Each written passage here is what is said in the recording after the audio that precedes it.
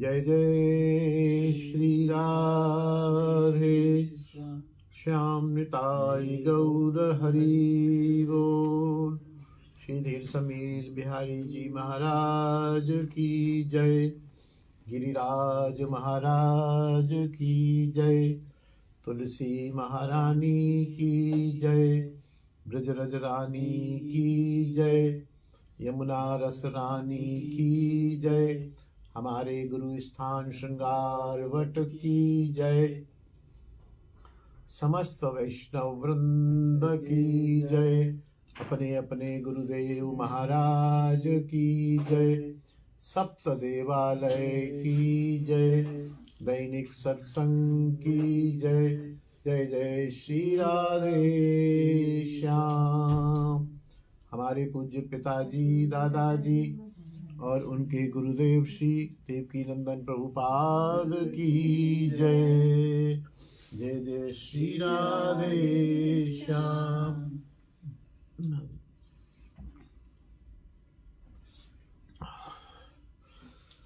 गुरु गोविंद कृपा से दैनिक सत्संग का यह क्रम अनेक दिनों से चल रहा है।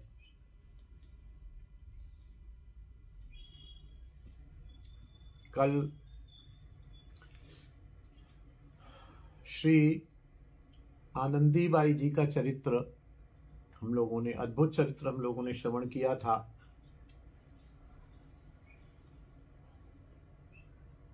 श्री राधा आनंद गोपाल जी, उनके ठाकुर, उनका भी चरित्र, अद्भुत चरित्र श्रवण किया था। ज़्यादा पुरानी बातें नहीं हैं, 100 साल का लगभग जोड़े थे, 180 साल पुरानी समय की बातें हैं। कैसे कैसे संत थे और ठाकुर की कैसे कैसे उनको रिझाने की भक्ति थी, शक्ति थी, और ठाकुर भी कैसे कैसे रीझ जाते थे। बहुत ही अद्भुत चरित्र था। आज ऐसे ही एक वृंदावन में मंदिर है श्री राधा माधव जी, वो श्री जयदेव जी के द्वारा स्थापित है। जयदेव जी के इष्ट थे। उनका वर्णन करने के साथ साथ श्री जयदेव जी का भी चरित्र आज श्रवण करेंगे। गीत गोविंद वाले जयदेव जी भी बहुत ही दिव्य पुरुष रहे हैं। स्वयं जगन्नाथ जी का ही स्वरूप थे। आप स्वयं जगन्नाथ जी थे। आज हम भी सौभाग्य से बरसाना गए थे। श्री जी के पास तो नहीं जा पाए। पूज्य विनोद बाबा के दर्शन किए, वहाँ सत्संग किया, आनंद लिया, और वहाँ से पास में हमें पता चला, हमारे प्रिय बाबा श्री किशोरीदास जी ने बताया कि वहाँ पर एक गौर गदाधर मंदिर है, भानुखोर पर। भानुखर है जहाँ, वहीं सामने भानुकुंड वहीं सामने ही है। तो बाबा के दर्शन किए। फिर वो वहाँ के दर्शन हमने किए नहीं थे अभी तक, तो वहाँ दर्शन किए। वहाँ महंत जी थे। वहाँ पर निताई गौर और बीच में प्रिया प्रीतम, निताई गौर राधे श्याम का मंदिर है। और वह मंदिर भी बंगाल के खुलना नगर से आया हुआ है। और उसका इतिहास और वो सब है। वो अभी लाइव से पहले ही मैंने वहाँ वीडियो बनाए थे, वो फेसबुक पर ही डाले हैं, तो उसका भी आप सब लोग श्रवण करेंगे, देखेंगे। अभी बस 10 मिनट पहले ही यहाँ कुटिया में पहुँचा हूँ और गदगद हूँ उनके दर्शन करके। वहाँ जो महंत जी थे, कदाचित वो भी परिचित थे, मैं तो उनको नहीं जानता था। जैसे ही मंदिर में प्रवेश किया, आओ ना गया जी, आओ ना गया जी, आप तो बड़े दिन में आए हो, आप तो आओ। अरे मैंने कहा भैया आनंद हो गया, और भी आनंद हो गया। बड़ी अच्छी तरह से उन्होंने सारा प्रसंग सुनाया, दर्शन कराए, प्रसाद दिया। खूब आनंद रहा, खूब आनंद। एकदम शांत, बड़ा प्राचीन मंदिर है, बहुत बढ़िया मंदिर है। यह राधा माधव जी का मंदिर गोकुलानंद मंदिर जो है, गोकुलानंद से हम जाएंगे तो सामने टी पॉइंट सा बन जाता है। इधर से हम जा रहे हैं, एक सड़क आ जाती है जो इधर जा रही है, इधर जा रही है। राइट हैंड पर हम जाएंगे तो राइट हैंड पर फिर वो लेफ्ट को मुड़ती है सड़क। वहीं लेफ्ट पर मुड़ते ही बहुत विशाल राधा माधव जी का मंदिर है। वहाँ बाहर LP गुप्ता जी का घर है, पुराना शाहजी मंदिर। पुराना शाहजी मंदिर के पिछवाड़े में लगता है ये। युगल किशोर जी का ऊंचा मंदिर चूड़ा विहीन अवस्था में इसके उत्तर पूर्वी कोण में दिखता है। इसमें श्री गीत गोविंद के रचयिता कवि सम्राट श्री जयदेव जी गोस्वामी के सेवित विग्रह श्री राधा माधव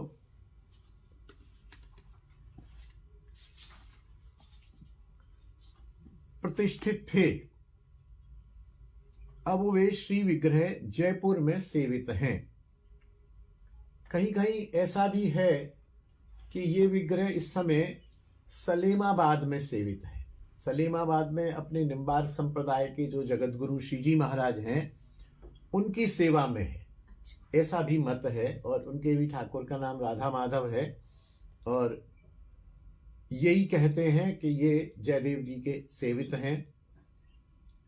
कहीं ऐसा भी है कि जयपुर में है, कहाँ है अभी आगे आएगा वर्णन। और इनका एक प्रतिनिधि विग्रह दुसायत मोहल्ला में भी है। हमने दर्शन किए दुसायत मोहल्ला में। दुसायत मोहल्ला में भारतीय अतिथि भवन है ना, भारतीय अतिथि भवन है, वो उन्हीं के वंशजों का ही है। भारतीय अतिथि भवन के सामने मंदिर है छोटा सा। अभी तो शायद दुकान वगैरह निकल गई होंगी, मैं 10-5 साल से गया नहीं वहाँ। श्री जयदेव पीठ है, वहाँ अपने गौड़ीय वैष्णव आचार्य गोस्वामी श्री यमुना वल्लभ जी रहे हैं। और यमुना वल्लभ जी द्वारा अपने ही निवास पर श्रीमद् भागवत श्रवण का भी अवसर मिला। भागवत सप्ताह उन्होंने की थी। और उनके पुत्र हैं, में एक पुत्र हैं उनके गोविंद गोस्वामी, वो बिल्डर हैं, गेस्ट हाउस वगैरह में लगे हैं। और वहाँ अंदर श्री विग्रह के दर्शन भी किए मैंने।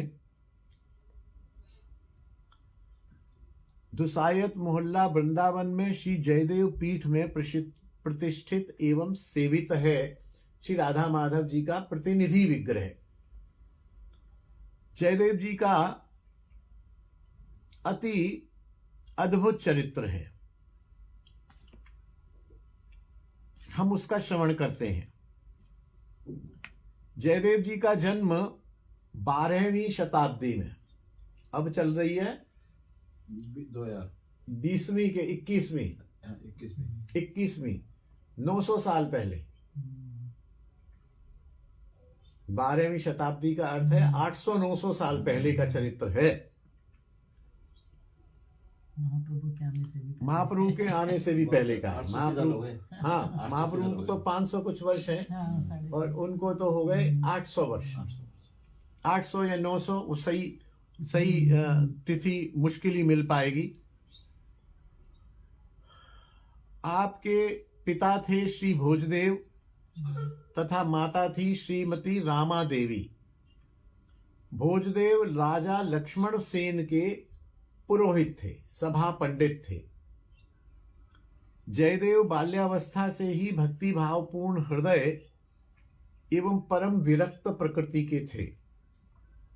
गुदड़ी और कमंडल लेकर बचपन में ही नए नए वृक्षों के नीचे जाकर साधन में लग जाते, ऐसे आसन लगा के बैठ जाते। गुदड़ी बिछा लेते, कमंडल रख लेते और ऐसे हरिओम हरिओम कुछ भी कहते। और उनकी घर परिवार माता पिता में जरा भी आसक्ति नहीं थी। इधर एक ब्राह्मण था जिसने अपनी कन्या को श्री जगन्नाथ जी को अर्पण करने की प्रतिज्ञा कर रखी थी। जब कन्या बड़ी हो गई, 14-16 साल की हो गई, और कम ही हुई होगी, उस जमाने में तो 10-12 वर्ष में भी शादियां हो जाती थी। तो वह कन्या को लेकर जगन्नाथ जी के पास पहुंचा। प्रभु, ये मैंने प्रतिज्ञा की थी, अपनी कन्या को आपको समर्पण करूंगा, मैं ये समर्पण करने आ रहा हूं। तो जगन्नाथ जी ने प्रत्यक्ष होकर कहा, हे विप्र, रसिक कवि जयदेव मेरा ही स्वरूप है। मेरी आज्ञा है कि ये जो मेरी कन्या है, मेरे लिए तुमने प्रतिज्ञा की थी, ये कन्या वहां जयदेव को ही सौंप दो, जयदेव से इसका विवाह कर दो। तुम समझना, तुमने जगन्नाथ को दी है और जयदेव जगन्नाथ मेरा ही स्वरूप है। ब्राह्मण ने प्रभु की साक्षात आज्ञा थी, स्वप्न वप्न भी नहीं था, पालन किया और जयदेव जी के पास पहुंचे। जयदेव भी बड़े हो चुके थे। जयदेव जी से निवेदन किया कि प्रभु, ऐसे ऐसे ये मेरी कन्या है और ऐसे ऐसे मेरे को जगन्नाथ प्रभु का आदेश है कि यह कन्या मैं आपको सौंप दूं। अब जयदेव जो थे वो वैसे ही बाबा जी बन रहे थे बचपन से ही, लेकिन जब उन्हें कहा गया कि यह जगन्नाथ जी की आज्ञा है, तो अब मेरा धर्म चला जाए, मेरा नियम चला जाए, ठाकुर को सुख मिलना चाहिए, ठाकुर की आज्ञा पालन करनी है। कोई बात नहीं है, ठाकुर ने जब आज्ञा करी है, इसी में ही हमारी भलाई है, इसी में ही हम भजन कर लेंगे। ठाकुर तो हमारा अहित तो कभी चाहता ही नहीं है। तो यह सोचकर उन्होंने कहा, ठीक है, यदि जगन्नाथ जी का आज्ञा है तो आप इसका विवाह मेरे साथ कर दीजिए, मैं इसको स्वीकार करता हूं। विवाह हो गया। एक साधारण सी कुटिया बनाकर वे गृहस्थ जीवन बिताने लगे। थे तो वो राजपुरोहित के लड़के, लेकिन क्योंकि वैराग्य हो गया था और 800 वर्ष पहले मेरे ख्याल से माता पिता भी ऐसे नहीं थे कि कोई वैराग्य कर रहा हो तो उसको बिगाड़े कि क्या बाबा जी बन रहा है, तेरा दिमाग खराब हो गया। आजकल तो यही स्थिति है। आजकल दोनों तरह की स्थिति है मैया, कि कुछ माँ बाप भजन करना चाहते हैं, उनके बच्चे उनको भजन नहीं कर। मम्मी पागल हो गई हो आप, दिमाग खराब है, भजन तो क्या घर में नहीं होता है, भूखे रहने से क्या भजन होता है, कितने आदमी भूखे पड़े रहते हैं, उनको भगवान मिल गए क्या। बच्चे परेशान करते हैं। और कुछ बच्चे भजन करना चाहते हैं। मेरे पास दोनों तरह के केस आते हैं। कुछ बच्चे भजन करना चाहते हैं, माँ बाप कह रहे, अरे ये तो नहीं भजन करने की उम्र है, हरे कृष्णा क्या होता है, काम करो, नौकरी करो, पढ़े लिखे हो, तुम IITN हो, तुमने बीटेक किया है, पैसा कमाओ, बुढ़ापे में करना भजन। जैसे उनको ये पता हो कि बुढ़ापे में जो है हम होंगे ही बुढ़े, हम मरने वाले नहीं है। तो दोनों तरह का भजन करने वालों का हमेशा ही विरोध हो रहा है इधर की तरफ 150 वर्षों से। पहले मेरे अनुमान से देखो कहीं भी लिखा नहीं आया कि उनके पिता ने मना किया या वो कुटिया क्यों बना रहे थे या गुदड़ी लेके बैठे थे। तो किसी दिन मैया ने डांट डपट के उसकी गुदड़ी उठा के फेंक नहीं दी। आज की मैया होती तो गुदड़ी और कमंडल दोनों जमुना जी में फेंक के आती। और जो माँ बाप कहते हैं कि जरूरी है तुम बुढ़े हो जाओगे, तो वो माँ बाप कहते हैं तुम बुढ़े हो के भजन करो, तो क्या जरूरी है कि बुढ़ापा मिलेगा भी सही के नहीं मिलेगा। क्या जवान मृत्यु नहीं हो रही है? क्या हमारे आसपास हम देखें 10 साल के, 20 साल के, 30 साल के, 25 साल के, 50 साल के किशोर नहीं जा रहे हैं? इसी पर ही एक मेरे को आज अभी बाबा ने सुनाई कहानी। बाबा पहले भी सुनाते हैं, कथा सुनाई बाबा के साथ एकांत में बैठने का अवसर मिला अंदर उनकी भजन कुटिया में। तो बोले एक दिन राजा युधिष्ठिर के पास एक संत आए। संत ने कोई चीज की याचना की कि तुम जो है मेरे को ये चाहिए और अभी चाहिए। वस्तु कोई ऐसी थी जो उनके पास उपलब्ध नहीं थी। तो युधिष्ठिर ने कहा महाराज आप क्षमा करना, अपराध नहीं लेना, ये आपको मैं कल दे दूंगा, मैं आज व्यवस्था कर लेता हूं, रात में जैसे भी होगा आज दिन में व्यवस्था कर लेता हूं, आप कल इसी समय सुबह 11 बजे पधारिए, मैं आपकी सेवा कर दूंगा। संत चले गए। पता चला उधर से जो भीम थे, भीम जो है जोर जोर से नाचने लगे, बैंड बाजा ढोलक मृदंग, और नाचो भाई नाचो भाई नाचो, नाचो नाचो, मिठाई बट रही है, ये बट रहा वो बट रहा। अरे युधिष्ठिर को पता लगा, बोले वो भीम के उधर कक्ष में महल में बड़ा जोर से कुछ क्या है आज। बोले हमको तो पता नहीं, हमारे पास तो कोई सूचना नहीं है। बोले सब अभी तक तो शांत बैठे थे, 10 बजे तक, 11 बजे से जब से यहाँ से गए हैं तब से नाच रहे हैं, आनंद कर रहे हैं। अब लोग पहुंचे, भाई भीम महाराज क्या बात है? अरे बोले बड़ा आनंद का विषय, बड़ा आनंद का विषय, हम तो ऐसे ही भटकते रहे। कहाँ भटकते रहे?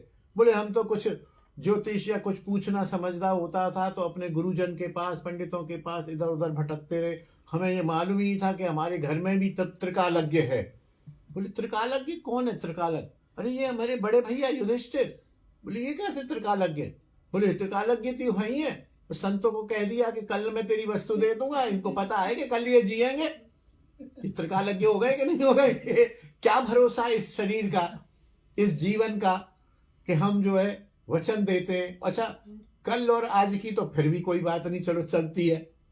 तो कोई ये कह रहा है कि अभी तो तुम 25 साल के हो, अभी क्या, अभी तुम नौकरी करो, जब 60 के हो जाओगे तब भजन करना, तो ये तो बिल्कुल ही त्रिकालज्ञता का ही निशानी है। किसको पता 60 का क्या होगा? हमारे आसपास हम देख लें, मैं तो अपनी इसी कॉलोनी में ही देखता हूं कि यहाँ जितने भी शरीर गए हैं वो देखते देखते गए हैं। अब भैया के जो गए अपने भाई साहब, 11:15 तो उन्होंने मैसेज किया व्हाट्सएप पे, और 11 बजे ही वाज नो मोर, 15 मिनट में देखते ही देखते। और भी उधर कई लोग उन दिनों में गए हैं, देखते देखते कल रात तक थे, सुबह बंदा नहीं है, सुबह तक था, रात में बंदा नहीं है। तो किसका क्या खबर है? तो एक साधारण सी कुटिया में माता पिता से पृथक रहकर और गृहस्थ जीवन बिताने लगे। श्याम सुंदर की एक मूर्ति लाकर कुटिया में प्रतिष्ठित कर ली, और उनके रूप का, उनके गुण का, उनके लीला का हर समय रसास्वादन करते, ध्यान करते, उनकी लीलाओं का चिंतन करते। ऐसा करते करते उनके अंदर कवित्व शक्ति जाग उठी, और उन्होंने जो जो कवित्व शक्ति या लीला या जो जो रस उनको होता उसको वो लिखते गए, और उस ग्रंथ का नाम हुआ गीत गोविंद। बहुत प्राचीन ग्रंथ है और कविता और रस की दृष्टि से अद्भुत ग्रंथ है, परकीय भाव का अद्भुत रस ग्रंथ है। और गीत गोविंद की ही तर्ज पर हमारे विश्वनाथ चक्रवर्ती पाद ने संभवतः गीत की जगह कर दिया संगीत, और गोविंद की जगह कर दिया माधव, संगीत माधव नाम के ग्रंथ की रचना कर दी अभी 250 साल पहले। बिल्कुल वैसे ही पद, वैसे ही अष्टक, वैसे ही छंद, वही भाव, और कहीं उससे श्रेष्ठ भाव। बहुत बढ़िया। गीत गोविंद और संगीत माधव भाई भाई हैं दोनों। किसी को संगीत माधव अधिक प्रिय लगता है, किसी को गीत गोविंद अधिक प्रिय लगता है, लेकिन एक से रस धारा के ग्रंथ हैं। तो गीत गोविंद की एक दिन वह रचना कर रहे थे, तो उनको लीला में स्फूर्ति हुई कि प्रिया जी मानवती हो गई हैं, और उनका मान दूर करने के लिए रसिक चूड़ामणि ब्रजेंद्र नंदन उनकी बहुत अनुनय कर रहे हैं। मान जाओ प्रिया जी, मान जाओ, अरे मैं आपका दास हूं, मान जाओ, लाओ मैं आपके चरण दबा दूं, मैं ये कर दूं, मैं वो कर दूं। इस प्रकार भाव में वो कविता लिख रहे थे संस्कृत में। तो उसमें एक पद बन गया ऐसा, मम शिरसि मंडनम देहि में पद पल्लव मुदारम। हे प्रिय, आप मेरे मस्तक को विभूषित करने वाले पद पल्लव को मेरे सिर पर रख दीजिए, लेकिन किसी भी तरह इस मान का त्याग कीजिए। मान छुड़वाने के बदले में श्याम सुंदर ने किशोरी जी के चरण को अपने मस्तक पर धारण करने के लिए कहा, ऐसा इस कवित्व में आया। लेकिन एक नई बात थी कि प्रिया जी तो शक्ति हैं, प्रेमिका हैं और सेविका हैं, कृष्ण सुख उनका उद्देश्य है। यद्यपि परस्पर कोई भेद नहीं है, एक ही तत्व के दो स्वरूप हैं। प्रिया राधा और कृष्ण एक ही हैं, अलग नहीं है।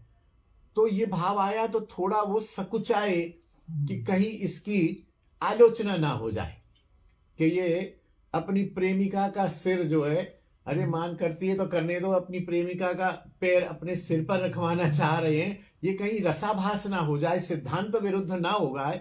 तो इस कविता को अधूरा छोड़ के वो स्नान करने चले गए। वो तो इधर स्नान करने गए, और जब स्नान करके आए बैठे और फिर उस ग्रंथ को निकाला और सोचा मैं इसको किसी तरह से आगे पीछे या किसी तरह से, क्योंकि संस्कृत ऐसी भाषा है कि थोड़ा बहुत उसको ऐसे प्रस्तुत कर दिया जाता है कि समझने वाला उसका समझ भी जाए और न समझने वाला न समझे। तो जैसे ही कॉपी निकाली तो देखा तो वो वाक्य पूरा हो गया था, पूरा हो गया। उन्होंने पद्मावती से पूछा, अपनी पत्नी से, बोले ये तुमने लिखा है, तुमने पूरा कर दिया है? बोले मैं क्यों पूरा करूंगी, आप अभी अभी तो लौटे थे, स्नान करने गए, आप इधर गए हो, इधर लौट के आए हो आप बिना स्नान किए। बोले अच्छा, फिर आपने कॉपी मांगी है और आपने लिखा है ये, फिर आप दोबारा स्नान करने गए हो, और अभी तो आप गए हो और अभी आप स्नान करके फिर आ गए, मेरे को तो आपकी लीला समझ नहीं आ रही है। तो बोले मैंने कहाँ लिखा, मैं तो नहीं आया, मैं तो जब गया था तभी गया हूं, अब स्नान करके आया हूं, मैं तो बिना स्नान करे नहीं आया। तो बोले फिर ना मैंने लिखी ना आपने लिखी, तो इसका मतलब सीधी सी बात है, जिसके विषय में आप लिख रहे हो वही लिख गया आपका वेश बनाकर। तो जयदेव जी बड़े प्रसन्न हुए, और प्रसन्न होकर उन्होंने इस बात को मान लिया कि ठाकुर, जो मेरे मन में संशय था, ठाकुर ने स्वयं वो संशय दूर करके लिख लिया। और इन्होंने, जयदेव जी ने उस अपनी पत्नी पद्मावती की भूरी भूरी प्रशंसा की कि मेरे से ज्यादा भाग्यवान तो तू ही है, तेरे को ठाकुर ने मेरे रूप में आके दर्शन किए, तेरे से कॉपी मांगी, तूने कॉपी दी, उन्होंने कॉपी को पूरा किया और वो चले गए। तूने हो सकता है जल भी पिलाया हो, क्या किया कैसे किया, तू तो बहुत भाग्यवती है। तो ऐसे ही जैसे श्याम सुंदर ने प्रिया जी के सिर अपने मस्तक पर रखवाए थे, मैं भी जो है तेरे को प्रणाम करता हूं, क्योंकि तेरे को ठाकुर के दर्शन हो गए, मुझे नहीं हुए। खैर, गीत गोविंद कंप्लीट हो गया, पूरा ग्रंथ प्रकाशित हो गया। और क्योंकि उसकी रचनाएं इतनी दुर्लभ और इतनी रसमय थी कि बहुत प्रसिद्ध हो गया वो। देश विदेश में राजाओं के पास, अच्छे अच्छे कवियों के पास गीत गोविंद छपाई तो होती नहीं थी उस समय, प्रतिलिपि होती थी, और बहुत छोटा सा ग्रंथ है। उसमें कितने हैं, मेरे ख्याल 50-60 पेज का ग्रंथ है। यहाँ है अपने पास, संगीत माधव भी है, गीत गोविंद भी है। बहुत प्रचार हो गया। जगन्नाथपुरी के एक राजा थे उस समय, उन्होंने अपनी एक रचना को गीत गोविंद नाम दे दिया। उन्होंने भी कुछ लिखा और बोला गीत गोविंद ये है। विवाद हुआ, राजा तो राजा था, वो उसने जोड़ दिया जयदेव पर कि तुम्हारी रचना नहीं है, तुम अपना नाम बदलो, गीत गोविंद मेरी रचना का नाम है। विद्वानों में बात हुई, यद्यपि राजा था लेकिन उस समय विद्वानों की और पंडितों की और साहित्यकारों की, संतों की भी बात राजा माना करते थे। तो सबने कहा कि ऐसा नहीं है, आप भी जगन्नाथ के राजा हो, ये भी जगन्नाथ के सेवक हैं, और इस प्रकार जगन्नाथ जी ने ही स्वप्न देके और आदेश करके ब्राह्मण की पुत्री को इनकी पत्नी बनाया और ये कहा ये जगन्नाथ जी के स्वरूप हैं। तो दोनों ग्रंथ जगन्नाथ जी के सामने रख दिए जाए, पर्दा लगा दिया जाए, बाहर 1 घंटा संकीर्तन हो, तो अपने आप जो ग्रंथ ऊपर हो जाए, नीचे हो जाए, या जगन्नाथ जिस पे हस्ताक्षर कर दें, या कुछ भी ऐसा तर्क रखा गया कि वो जो जगन्नाथ जी जिसको कह दें वही गीत गोविंद होगा, दूसरा गीत गोविंद नहीं होगा। पर्दा लगाया गया, ग्रंथ रख दिए गए। जब पर्दा खोला तो उस राजा की रचना नीचे फेंक दी गई, जगन्नाथ जी द्वारा नीचे पड़ी हुई थी, और ये जयदेव कवि जी की रचना जो है वो उनके आसन पर, उनके हृदय के पास या गोदी में इस प्रकार से विराजमान रही थी। सब समझ गए कि हटाओ, राजा भी शर्मिंदा हो गया और राजा का उस समय से खत्म हो गया। एक और प्रसंग आता है, एक माली की कन्या बैंगन के खेत में गीत गोविंद गा रही थी। और बैंगन तोड़ती जा रही थी। ये निश्चित है कि जहां जहां गीत गोविंद गाया जाता था वहां जगन्नाथ स्वयं उपस्थित होकर उसे सुनते थे। ऐसा प्रसिद्ध था, लेकिन लोगों को पता नहीं था। परम रसिक श्री गोविंद उस माली कन्या के पीछे पीछे मतवाले होकर घूम रहे थे।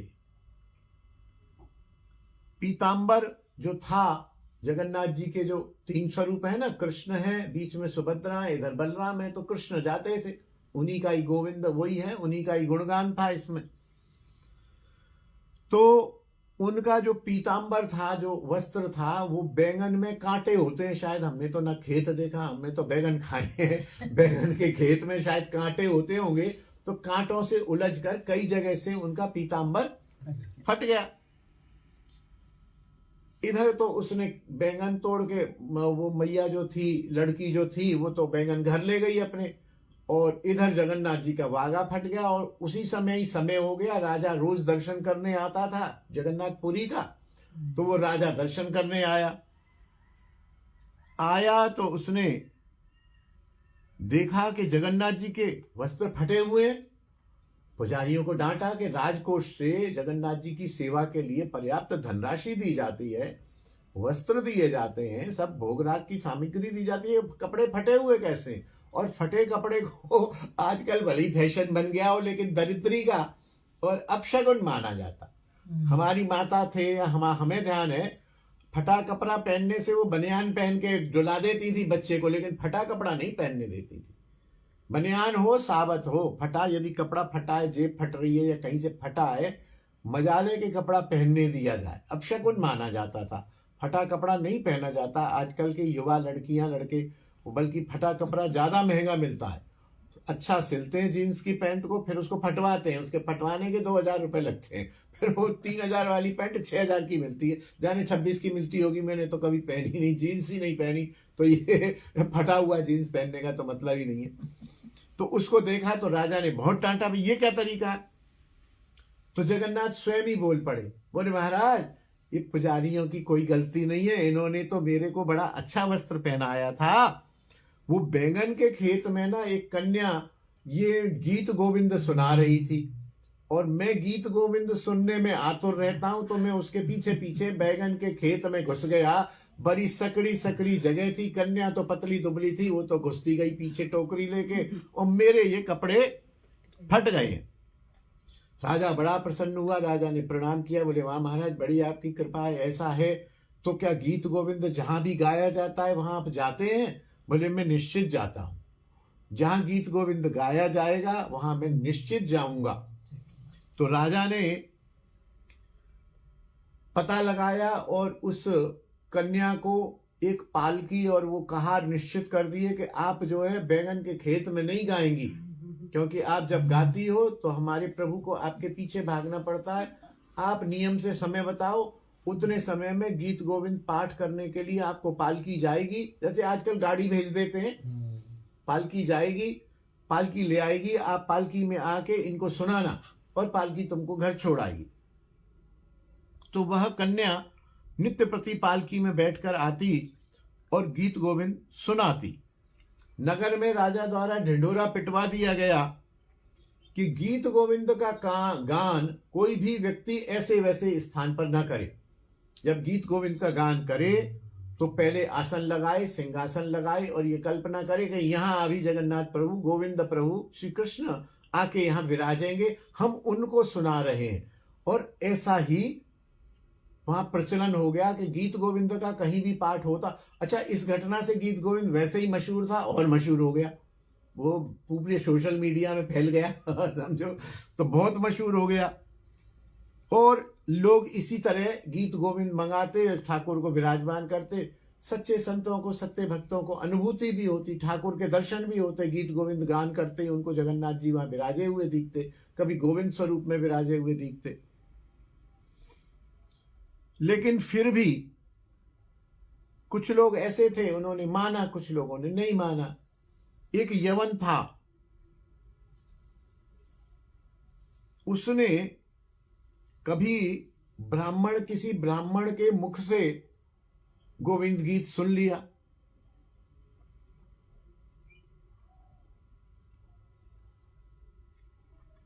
इसमें भी मुझे ध्यान आ रहा है, ये जयदेव जी का चरित्र है ना, गीत गोविंद।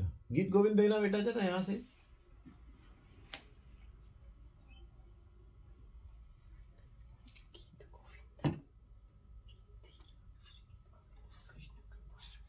हम्म।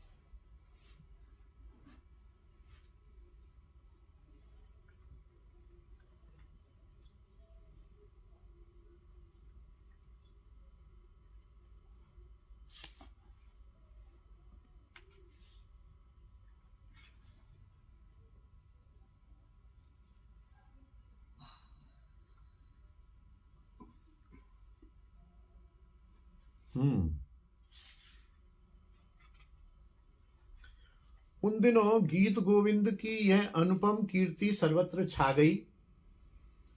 मुल्तान का एक ब्राह्मण पूरी यात्रा गया और गीत गोविंद की प्रतिलिपि कर लाया। मुल्तान में अपने घर बैठकर वह नित्य इसका गान करता था। मैंने कहा ना कहीं था याद आ जाती है बात। उसके मकान की ऊपरी मंजिल में मेरे को वो दृश्य आ गया, ऊपरी मंजिल और सरदार और सीढ़ी उतरता हुआ वो दृश्य सामने आ गया। मैंने कहा ये कहीं पड़ा है। उसकी ऊपरी मंजिल में एक मुगल सरदार रहता था। प्राय जिस समय वे ब्राह्मण गान करता तो वह सरदार भी दरबार में जाने को तैयार होकर सीढ़ियों से नीचे उतरता। लगभग एक सा टाइम था, किंतु इसके मधुर गान में ऐसा मुग्ध हो जाता कि सीढ़ियों में खड़ा खड़ा सुनता रहता और झूमता रहता। एक दिन उसने पंडित जी से प्रार्थना की कि आप मुझे इसे याद करा दो।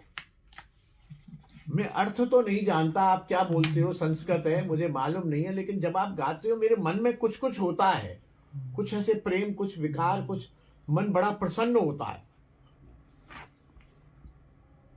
पंडित जी ने कहा बहुत अच्छी बात है, लाओ हम करा देते हैं तुमको। पंडित जी ने उसको याद करा दिया और उससे ये भी कहा कि देखो ये चलते फिरते गान मत करो, इसे बैठकर गान करो और एक आसन बिछा लो, आसन बिछाकर इसका गान किया करो। इसे सुनने भगवान अवश्य आते हैं, तुमको दर्शन दें या ना दें ये अलग बात है, लेकिन आते हैं। मुगल सरदार ने कहा पंडित जी देखो बात है सीधी सीधी, मेरी जो ड्यूटी है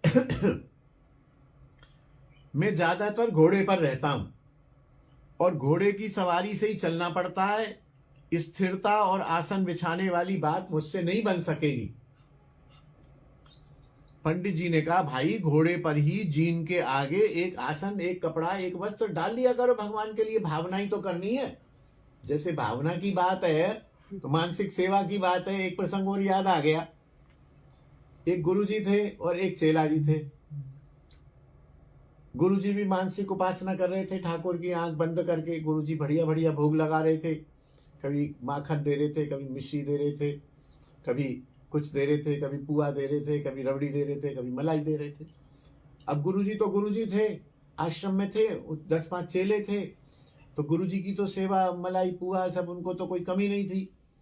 लेकिन चेला भी मानसी सेवा में एक्सपर्ट हो गया था।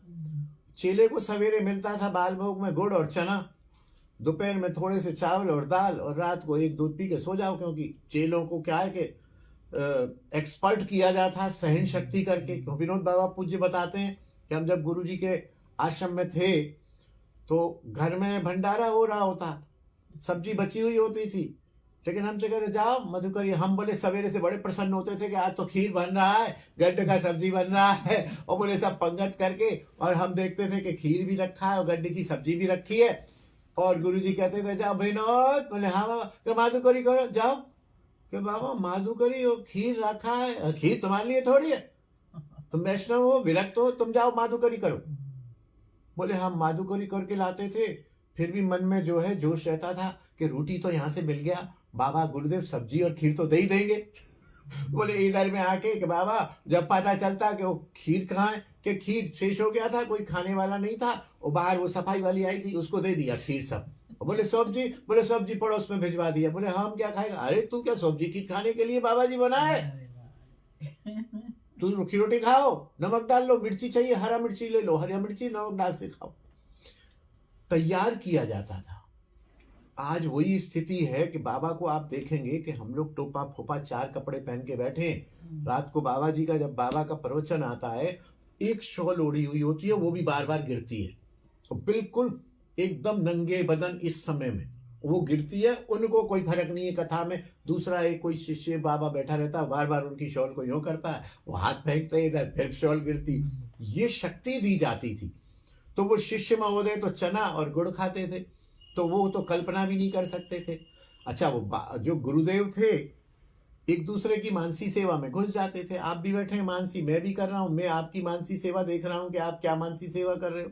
जैसे नाभाजी और उनके अग्रदेव जी थे, तो पता चला कि वो सेवक जो था, शिष्य जो था, वो ठाकुर जी को बाल भोग लगा रहा था, थोड़ा सा गुड़ की डेली और थोड़े से चने तो लगा रहा था। गुरुदेव ने देखा ये क्या कर रहा है, देखा अरे शिष्य भी बाल भोग खवा रहा है। बोले मैं तो माखन मिश्री खिला रहा हूँ, ये चने खिला रहा है।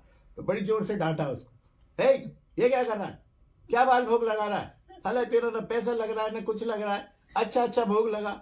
बोले गुरुदेव हम तो जो खाते हैं वही तो भोग लगाएंगे, हमको तो चना और गुड़ मिलता है। अरे बोले चना गुड़ तेरे को मिलता है ना, तेरे को पक्का बनाना है, तेरे को सहिष्णु बनाना है, तेरे को जिव्या और भोजन के लिए ठाकुर को थोड़ी लगाना। तेरा क्या जा रहा है, कल्पना कर, बढ़िया बढ़िया मक्खन लगा, रबड़ी लगा, रसगुल्ला लगा, जो बढ़िया। बोले बाबा ये पदार्थ हमने देखे हो तो कल्पना करें। बोले देखे हैं या नहीं देखे, तुम जो है इन पदार्थों से ही मानसी सेवा करो। तो वो जो है उन्होंने कहा कि तुम एक वस्त्र बिछा दो भाई, ठाकुर जी आएंगे तो बढ़िया, नहीं आएंगे एक वस्त्र बिछाने में तुम्हारा क्या जाता है। तो वो रोज उसने कहा ये तो ठीक है, मैं अपनी जीन्स बिठा, जीन होती है क्या, घोड़े का कवर होता है, क्या होता है, जीन बोलते हैं उसको, और उससे आगे जो है एक वस्त्र रंगीन सा उसने बना रखा था। जैसे जीन उतारता था वही वस्त्र रख देता था, वस्त्र लगा देता था। जल्दी में वह घोड़े पर आसन डालना एक दिन भूल गया, और गीत गोविंद उसको याद थी। वो गीत गोविंद बोलता हुआ जा रहा था कि देखा उसने, साक्षात देखा कि एक नव किशोर श्यामल मूर्ति, श्याम सुंदर, उसके घोड़े के आगे आगे उल्टे चल रहे हैं। मुख घोड़े की तरफ है और उल्टे चल रहे हैं। सीधे चलते तो इसकी तरफ पीठ हो जाती, पीठ होती तो कैसे सुनते, तो सुन रहे हैं। आप कल्पना करिए कि ये चल रहा है घोड़े पर और ठाकुर जी इसकी तरफ मुंह करके उल्टे चल रहे हैं और घोड़े की गति से चल रहे हैं। उसके आश्चर्य की सीमा ना रही। अरे तो वास्तव में श्याम सुंदर चल रहे हैं, क्योंकि वर्णन तो उसको समझ आता नहीं था, लेकिन पंडित के साथ रहता था, गीत गोविंद सीखा होगा, इतना तो उसको पता चल ही गया होगा कुल मिला के। तो उसने घोड़े से उतरकर चरणों में दंडवत किया, प्रभु मुझसे भूल हो गई। बोले देखो पठान, तुम आसन बिछाना भूल सकते हो, लेकिन मैं प्राण प्रिय गान को सुनना नहीं भूल सकता हूं, इसलिए मैं तो सुनने आ ही गया। उसी समय वह मुगल सरदार ऑफिस आया और त्याग पत्र देके सब कुछ छोड़ छाड़ के जंगल की तरफ भजन करने चल दिया।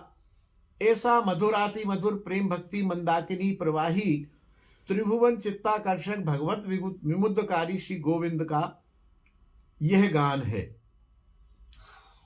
इससे पहले भी एक प्रसंग आया है, उसको भी ले लेते हैं, जो उस ग्रंथ में नहीं है।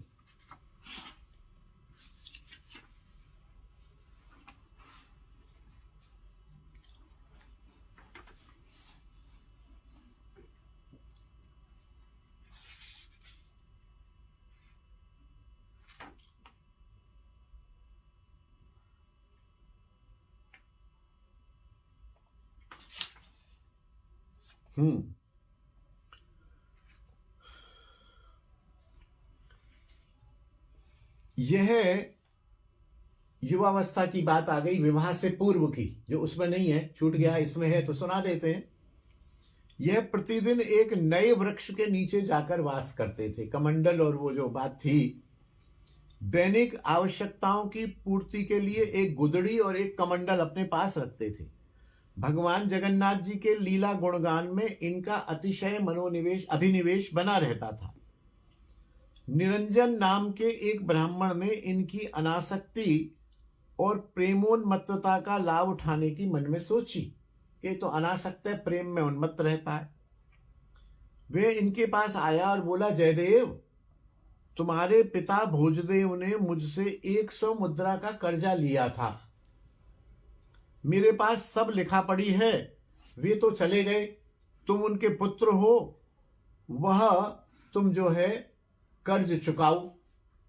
अगर तुम कहो कि पैसा नहीं है तो तुम्हारे पिता का जो मकान है वो मकान तुम खाली करो, तुम तो वैसे ही वृक्षों के नीचे डोलते हो।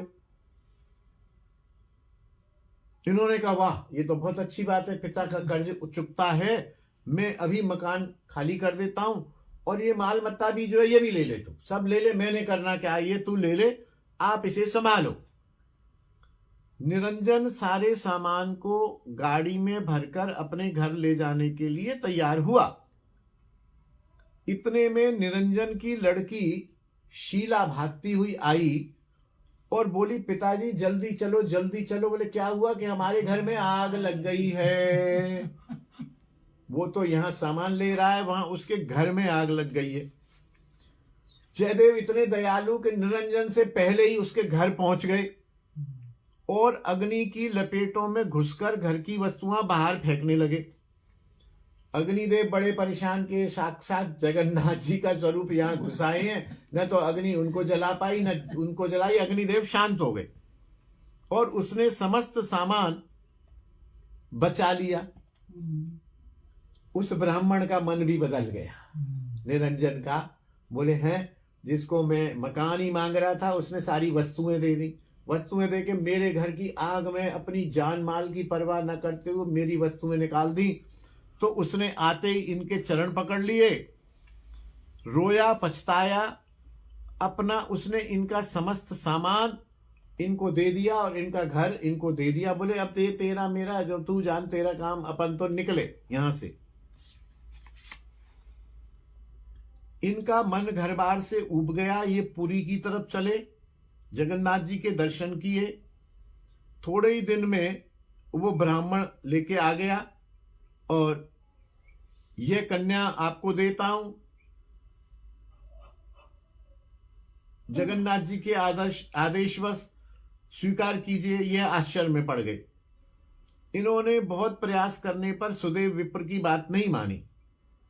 सुदेव ने जगन्नाथ जी से ही संतान की याचना की थी और उनको वचन दिया था कि यदि संतान हुई तो मैं पहली संतान को आपको समर्पण करूंगा।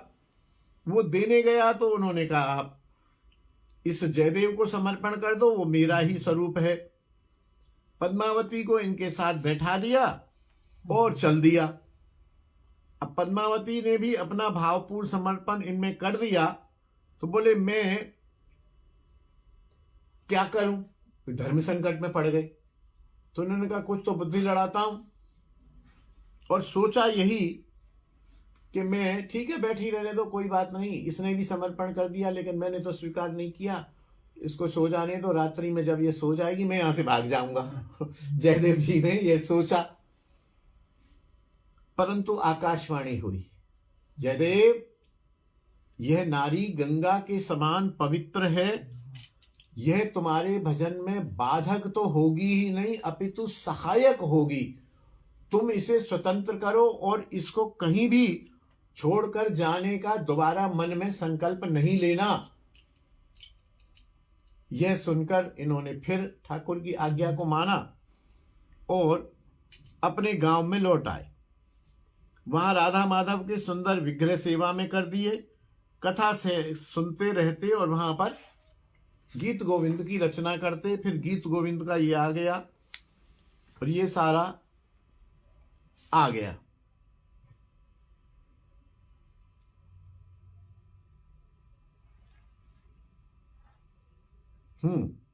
एक प्रसंग और आया है, मुझे तो लगता है इस हिसाब से तो आज पूरा नहीं होगा, हो जाएगा, शायद हो जाएगा। जयदेव जी एक बार देश से बाहर एक सेवक के घर गए। उसने सेवा पूजा आदि से सम्मानित कर इन्हें विदा किया और आग्रह पूर्वक इनकी गांठ में कुछ सोने की मोहरें भी बांध दी। रास्ते में सरल तो थे ही, सोने की मोहरें छन छन कर रही होंगी। 4 ठग इनके पीछे लग गए और पकड़ गए कि ये कुछ माल है।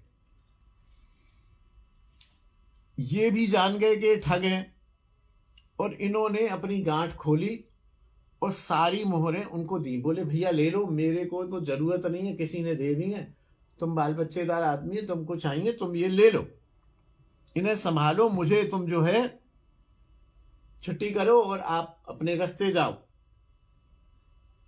किंतु दुष्ट जन तो सरलता एवं समानता में भी दुष्टता ही देखते हैं। उन्हें लगा कि ये जो है अभी तो दे दी है, कोई ना कोई चाल है, ये कहीं आगे जाके करके किसी भी तरह से हमको पकड़वा देगा और मरवा देगा। तो उन्होंने कहा एक काम करो, इसके दोनों हाथ काट दो, दोनों पैर काट के गड्ढे में डाल दो, ना ये चल पाए ना कुछ कर पाए, और इसे गड्ढे में डालकर चले गए। हाथ पैर भी काट दिए, हाथ काट दिए, पैर काट दिए, जयदेव जी के गड्ढे में डाल दिया। ये पड़ गए अपने। लेकिन वहां भी ये एक आसन बिछा देते या भावना कर देते और गीत गोविंद का गान करते। और उन्होंने लिखा है कि आज जयदेव जी वास्तव में ही जगन्नाथ बन गए थे। जैसे जगन्नाथ के पैर नहीं है, हाथ नहीं है, तो ऐसे लग रहे थे साक्षात जगन्नाथ जी हैं।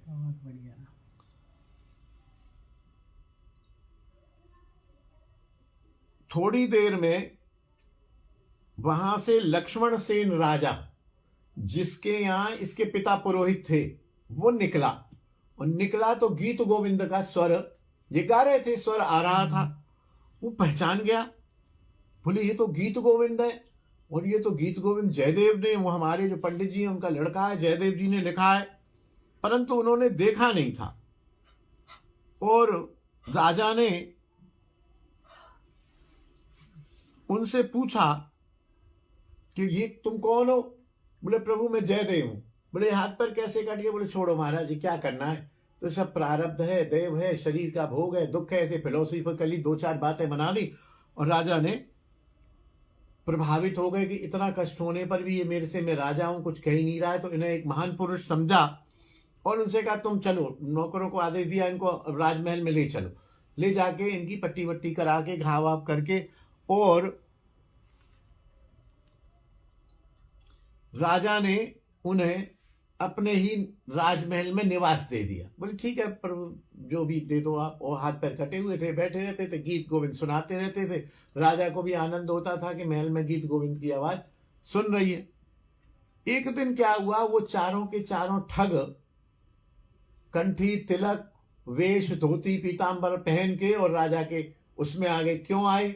क्योंकि राजा ने इनसे पूछा था, महाराज आप तो पहुंचे हुए संत हो, आपने रचना की है, मेरे राज का चलता रहे, मेरे राज में कल्याण होता रहे, इसके लिए आप कोई उपाय बताओ।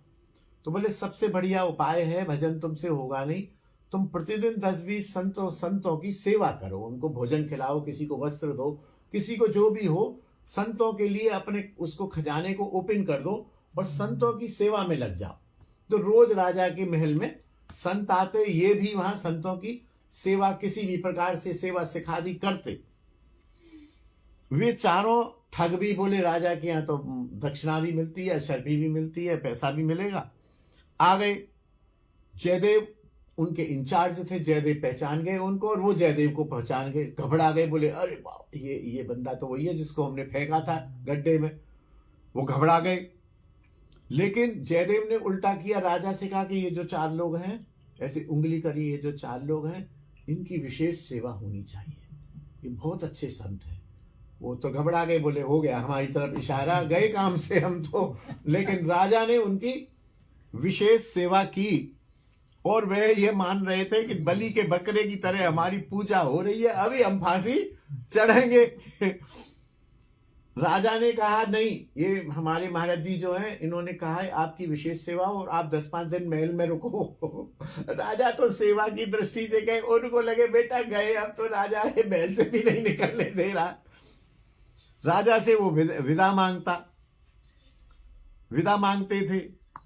राजा उनसे कहता था रुको। खैर होते होते 10-5 दिन में जब उन्होंने जोर पकड़ा तो महाराज कह रहे हैं, बोले हाँ नहीं ठीक है अब इनको जाने दो, लेकिन आप इन चारों संतों को पर्याप्त वस्त्र धन आदर दे के विदा करो, इनके पास धन आदि का अभाव ना हो, ये अच्छे संत हैं।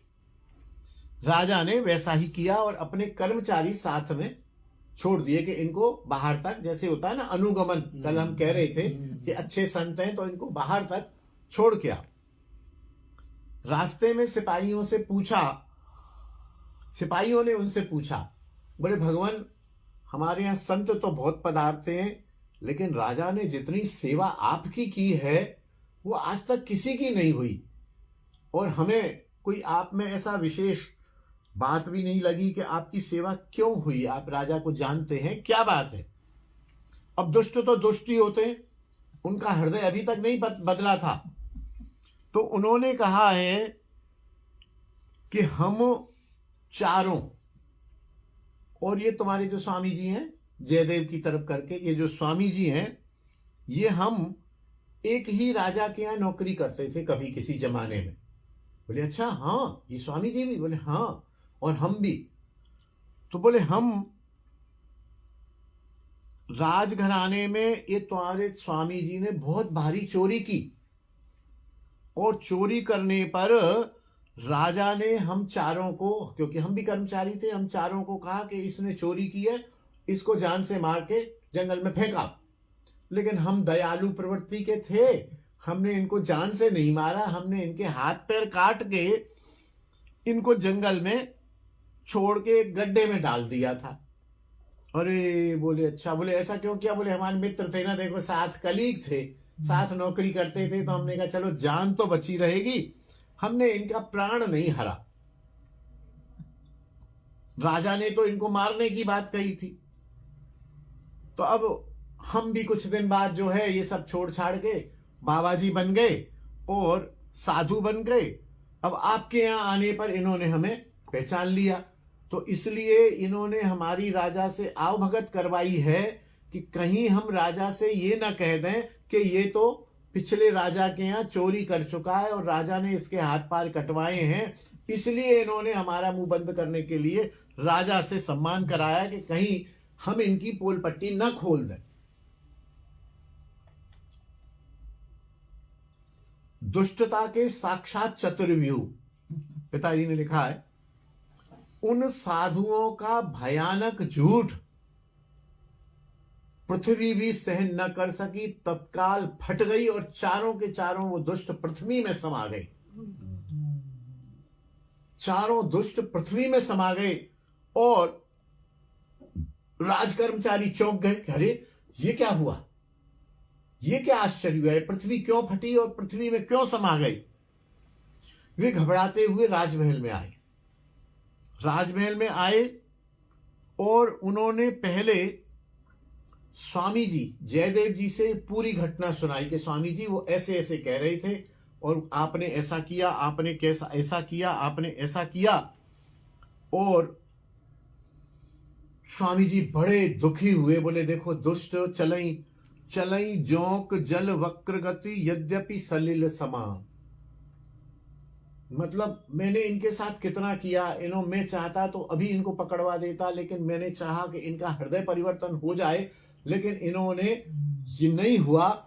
और ये सोचते सोचते वैसे विवल से हो गए, और विवल हुए तो उस विवलता में उनके हाथ और पैर दोबारा निकल आए जो काट दिए गए थे, जो हाथ और पैर काट दिए गए थे। इस विवलता और इस जैसे होता है ना कि अरे भाई क्या करूं, इनके हाथ पैर दोबारा निकल आए और पहले से भी अति सुंदर।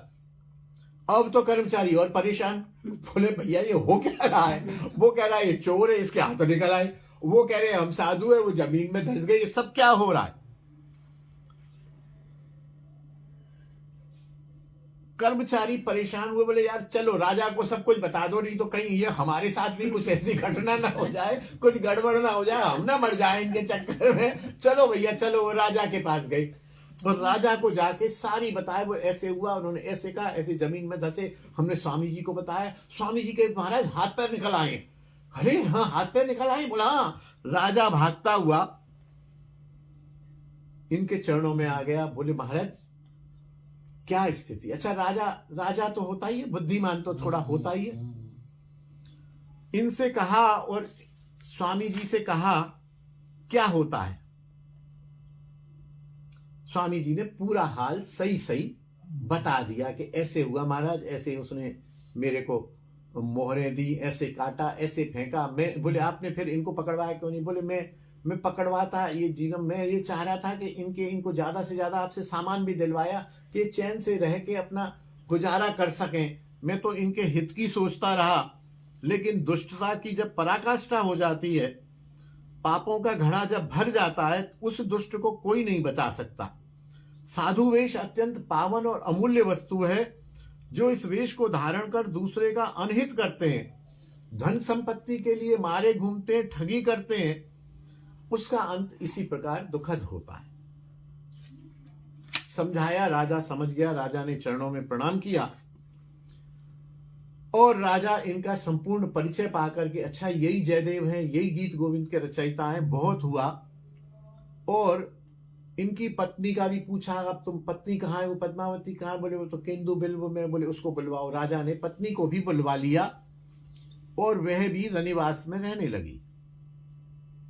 एक दिन सेवक ने आकर रानी से कहा कि आपके भाई का देहांत हो गया है, आपकी एक भाभी सती हो गई है, दूसरी ने अपने हाथ पांव काट डाले हैं। यह सुनकर रानी अति दुखी हुई और बोली, हाय हाय मेरी भावज कितनी सती साध्वी है। पद्मावती ने कहा, महारानी साहिबा देखिए सब ठीक है,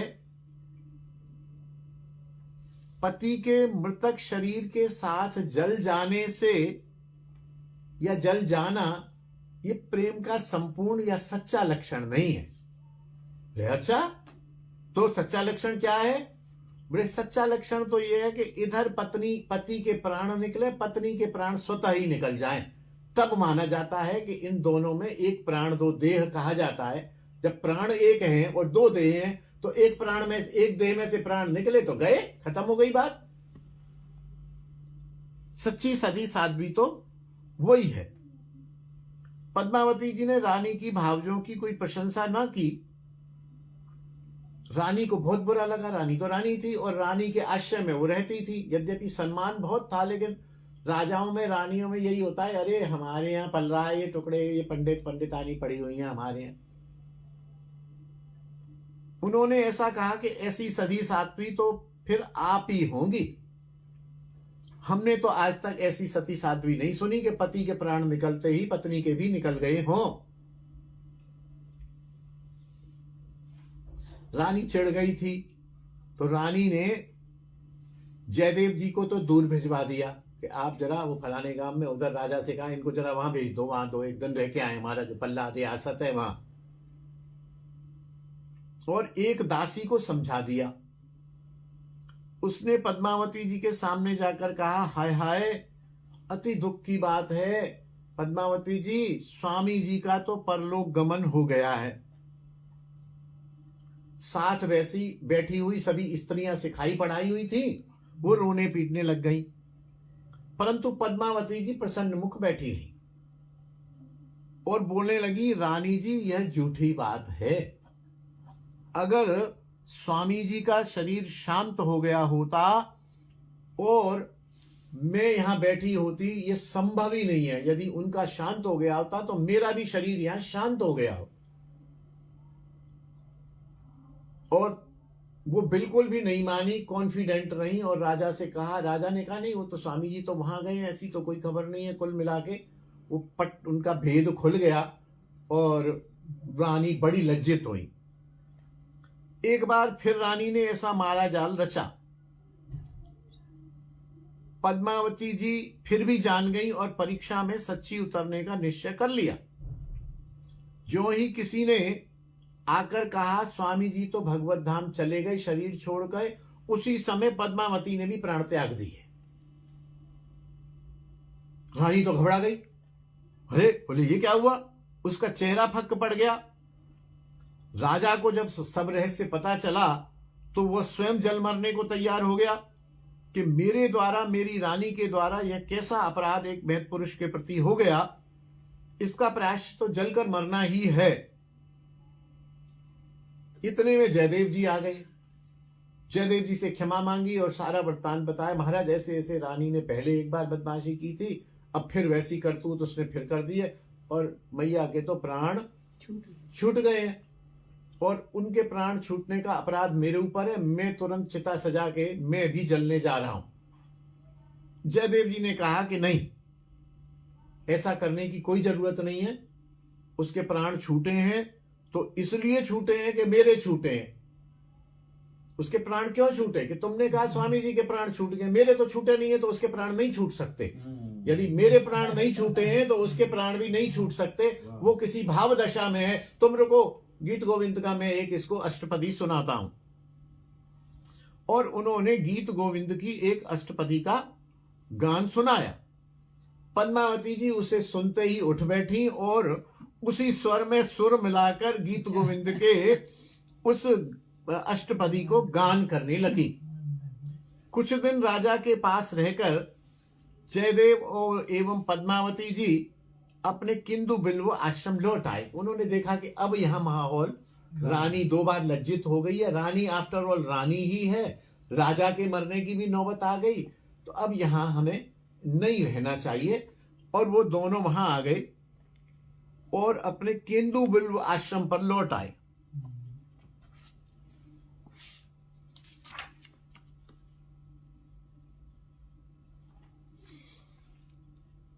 जहां आश्रम था इनका, वहां से गंगा थोड़ी दूर थी। ये गंगा स्नान करने जाते थे, ये नित्य स्नान करने जाते।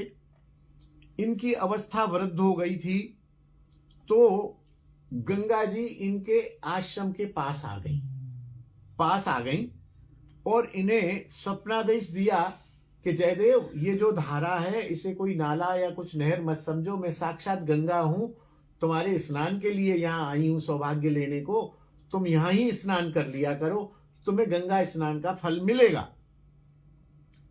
7 दिन केवल उन्होंने उस गंगा में स्नान किया और 7वें दिन दोनों ही रोज जाते थे।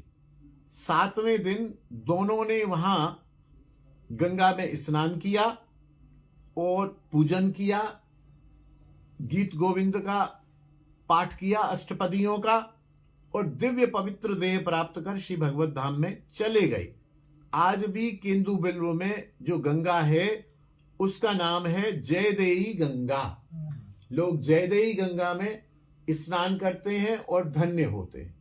इस प्रकार दोनों ग्रंथों से अच्छा स्मरण आ गया। दोनों ग्रंथों से कुछ इसमें नहीं था, कुछ इसमें नहीं था। दोनों ग्रंथों से ये बिल्व मंगल जी का चरित्र, जयदेव जी का चरित्र प्रकाशित हुआ। आज सबने हमने आस्वादन किया। अब देखिए कल ठाकुर जी क्या कहते हैं। इनके टक्कर के ही हैं बिल्व मंगल जी। मैं प्राय भ्रमित होता है बिल्व मंगल और जयदेव जी के चरित्र में। बिल्व मंगल जी ने कृष्ण कर्णामृत की रचना की है।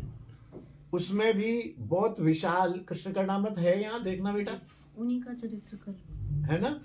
उसमें बिल्व मंगल जी का बहुत ही सुंदर, बहुत बढ़िया चरित्र है, बहुत बढ़िया चरित्र है। यद्यपि वो प्रचलित है और हम इसलिए सुनाएंगे कि बिल्व मंगल जी की ये छोटा सा है ना, ब्राउन सा ग्रंथ है ना, विदग्ध माधव नाटक से पहले। इधर इधर इधर इधर, ये है, हाँ ये देखना, ये क्या है। शिक्षा हाँ कोई कोई बात नहीं, छोड़ दीजिए, क्योंकि मुझे ऐसा ध्यान है कि वृंदावन में बिल्व मंगल जी की समाधि का भी एक मंदिर है। तो कल देखूंगा, उस समाधि मंदिर का परिचय देंगे और बिल्व मंगल जी का चरित्र गान करेंगे, ठाकुर की इच्छा कुछ और नहीं हुई तो, क्योंकि वो इच्छा को पलटवा देते हैं। मैंने देखा है, आज हमने वो साधु माँ का चरित्र गान करना था तो साधु माँ रह गई। और साधु माँ क्यों रह गई कि जिस ग्रंथ से मैं साधु माँ का चरित्र कहने वाला था, वो बाबा का फोन आ गया, बोले वो ग्रंथ लेते आना। तो मैं ग्रंथ ले गया। मुझे ऐसा ध्यान था यहाँ दूसरा ग्रंथ है, मैं भाग के आया, देखा तो दूसरा ग्रंथ ही नहीं है। मैंने कहा राधे राधे, शाम मिला दे, कोई बात नहीं है। तो बोलिए जयदेव, जयदेव जी महाराज की जय, गीत गोविंद की जय। उनके मंदिर राधा माधव की आपने समझ लिया है। मंदिर वैसे वो इस समय है, क्योंकि 15-20 साल 25 साल पहले भी वो पब्लिक मंदिर नहीं था, उसमें किराएदार वगैरह लोग रहते हैं, तो वो दर्शनीय तो है नहीं, वहां जाने का तो कोई बात नहीं है। लेकिन हाँ, स्मरण करके हम जयदेव जी को प्रणाम कर सकते हैं। तो राधा माधव जी की जय। राधा माधव जी के दर्शन करने हैं तो दुसायत में भारती गेस्ट हाउस है। भारती गेस्ट हाउस उन्हीं का ही है, जयदेव पीठ वालों का ही वो पुत्र हैं। वो मेरे से तो बड़े हैं, अब इस समय 80 साल के होंगे। जमुना वल्लभ जी भी रहे वहाँ, उनके बड़े भाई रहे, शायद वो चेयरमैन भी रहे हैं, कुछ ऐसा मुझे ध्यान नहीं आ रहा है। तो वहां तो है, मेरे ख्याल मंदिर है, उनके वंशज हैं, वहां दर्शन कर सकते हैं। अन्यथा जयपुर में कहीं घाटी में भी है। इसमें लिखा है, देखिए जयपुर में पर्वत की तलहटी में घाटी नामक स्थान पर है राधा माधव जी का। अब मैं तो वही कहता हूं ना, ये असली है, ये डुप्लीकेट है, ये प्रतिभू है, ये प्रतिनिधि है, ये नहीं सोचना चाहिए। वही राधा माधव जी वही हैं, निम्बार्क जगत गुरु आश्रम में, सलेमाबाद में। वही राधा माधव जी घाटी में भी हैं। वही राधा माधव जी यहाँ भी जो मंदिर बताया वहां भी हैं। वही राधा माधव जी दुसायत में भी हैं। हमको जहां जैसा अवसर मिले वहां हमें दर्शन कर लेना चाहिए। राधा दामोदर में भी, हाँ, राधा दामोदर में भी है जयदेव कवि के वो जो है विग्रह। तो जहां जैसे अवसर मिले उनमें जयदेव जी को स्मरण करते हुए, उनको प्रणाम करते हुए हमें दर्शन कर लेने चाहिए। बोलिए वृंदावन बिहारी लाल की जय, धीर समीर बिहारी की जय, गिरिराज महाराज की जय, यमुना महारानी की जय, ब्रजरज रानी की जय, तुलसी महारानी की जय, निम्बार श्रृंगार भट्ट की जय। जय जय श्री राधे श्याम, समस्त वैष्णव वृंद की जय, अपने अपने गुरुदेव की जय। जय जय श्री राधे श्याम। श्री गुरु जी की जय। अरे नहीं महाराज, नहीं ऐसे।